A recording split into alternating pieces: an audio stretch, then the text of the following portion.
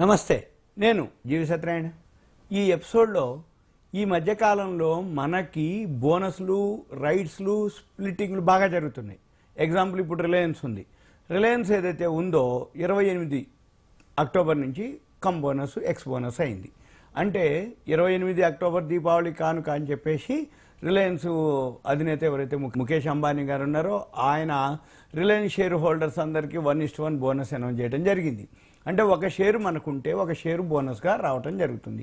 అయితే ఇప్పుడు ఇక్కడ ఎందుకు చేస్తున్నాను ఈ వీడియో, రీజన్ ఏంటిది అంటే, చాలామందికి ఇక్కడ ఏం జరుగుతుంది అంటే, సపోజ్ ఒక 100 షేర్లు మనకు ఉన్నాయనుకోండి రిలయన్స్ మన అకౌంట్లో, అది ఎంటీఎఫ్లో ఉండొచ్చు, డిమాట్లో ఉండొచ్చు.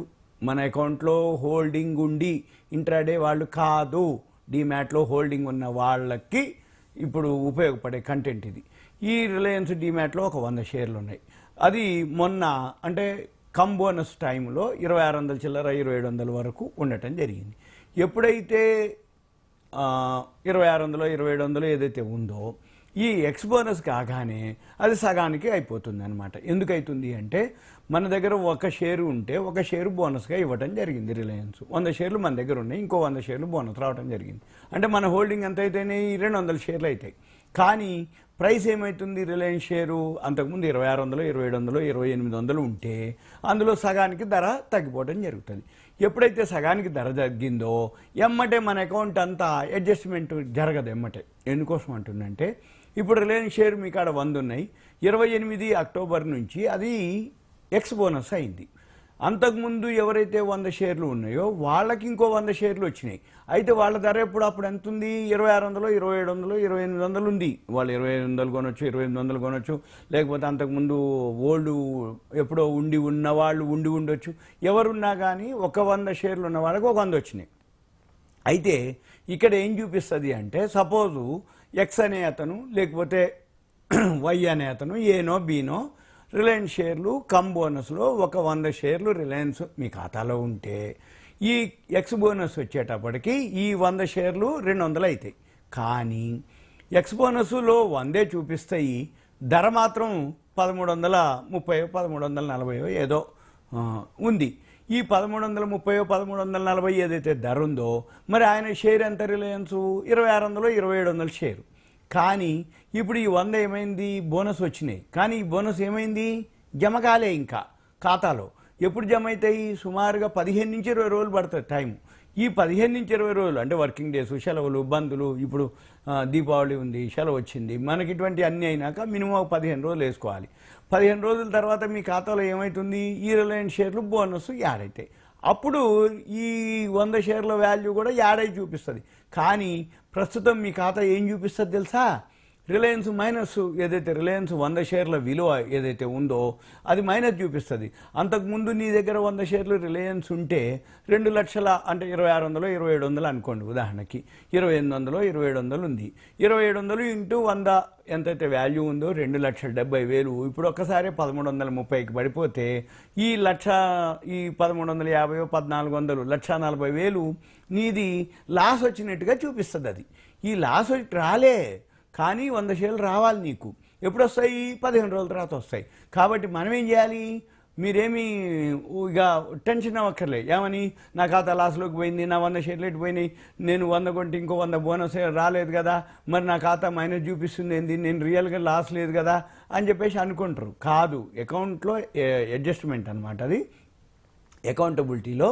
అయితే మనం ఈ అకౌంట్లో అడ్జస్ట్మెంట్ ఏదైతే మనము అబ్జర్వ్ చేసినట్లయితే మీకు ఆ 100 కూడా వచ్చినాక మీ వాల్యూకి ఈక్వల్ అయ్యిద్ది అన్నట్టు. అంటే మనం ఏం చేయాలి, ఇటువంటి టైంలో మీరు 100 షేర్లు బోనస్ వచ్చినాయి, ఇంకో 100, ఇవన్నీ మీ ఖాతా జమ అయ్యేంత వరకు చూడొచ్చు.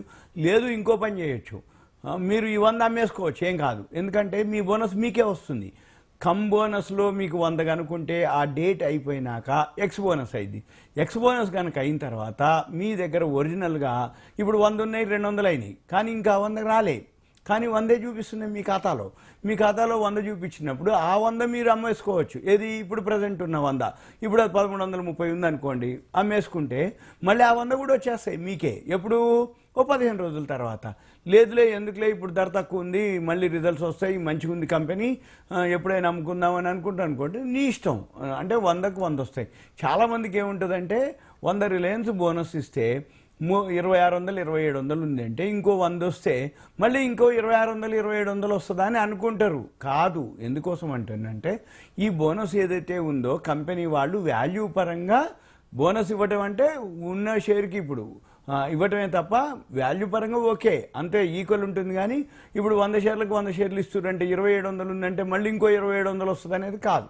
కాబట్టి మనం ఏం చేయాలి, దాని వాల్యూని బట్టి చూసుకొని మీ యొక్క టోటల్ వాల్యూ అంటే ఇప్పుడు 100 షేర్లు 2700 అనుకోండి, 2,70,000. ఇప్పుడు 100 ఇంటూ 1 ఇంకో 100 వచ్చినాయి 200, 200 ఇంటూ 1330 అంటే ఆల్మోస్ట్ ఆల్ మీ వాల్యూనే అంతే తప్ప క్వాంటిటీ పెరుగుతాయి. బోనస్ ఇవ్వటం అంటే 100కు 100 వచ్చినాయి, బోనస్ క్వాంటిటీ పెరుగుతుంది, ప్రైస్ తగ్గుతుంది, లిక్విడిటీ పెరుగుతుంది. లిక్విడిటీ అంటే కొనేవాళ్ళు అమ్మేవాళ్ళు పెరుగుతారు అంతే తప్ప బోనస్ ఇవ్వటం వల్ల మాకేం లాభం, బోనస్ ఇవ్వటం వల్ల అంటే మళ్ళీ కొన్నాళ్ళకి ఇది చాలా జరుగుద్ది, ఇది మళ్ళీ పెరగడం మొదలు పెడుతుంది. అంటే నీ కంపెనీ ఎప్పుడైతే రిజర్వులు ఎక్కువ ఉంటాయో అప్పుడు కంపెనీలు ఈ బోనస్లు, బైబ్యాక్లు, స్ప్లిట్టింగ్లు అవన్నీ చేస్తాయి. అంటే ధర పెరిగినప్పుడు కంపెనీలు అంటే రేటు అంటే లిక్విడిటీ కోసం వాల్యూమ్. ఇప్పుడు లిక్విడిటీ అంటే కొనేవాళ్ళు అమ్మేవాళ్ళు ఉంటారు.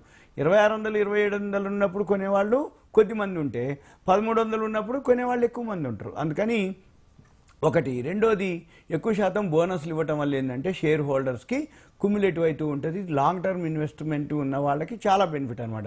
అంటే ఏంది, అంతకుముందు రిలయన్స్ బోనస్ ఇచ్చింది, మళ్ళీ ఇప్పుడు బోనస్ ఇచ్చింది. అంటే అంతకుముందు ఒక 100 ఉంటే మళ్ళీ 100 200 అయినాయి, మళ్ళీ 200 400 అయినాయి. ఇట్లా రిలయన్స్ అనుకోండి, ప్రతి కంపెనీ చాలా విప్రో లాంటిది, ఎల్ఎన్టీ లాంటిది, టీసీఎస్ లాంటిది, నెంబర్ ఆఫ్ కంపెనీస్, టాటా కంపెనీలు అయితే ఇక చాలా వరకు మనం చెక్ చేసుకుంటూ కనుకుండి వాల్యూ ఉన్నటువంటి కొనుక్కుంటే మళ్ళీ బోనస్లు వచ్చినాయి అంటే కుమ్యులేటివ్ అవుతుంటాయి. మళ్ళీ తర్వాత కొన్నాళ్ళకి మళ్ళీ పాత రేట్లు వచ్చేస్తాయి.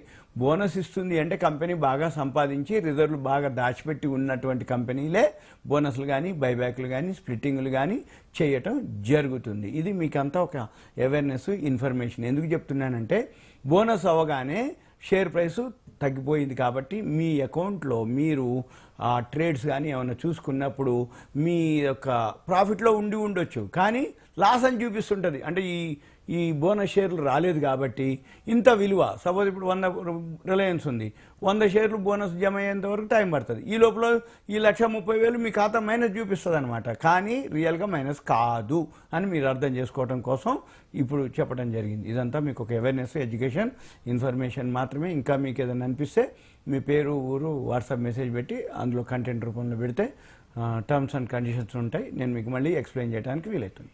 ఓకే, సెలవు. Thank you.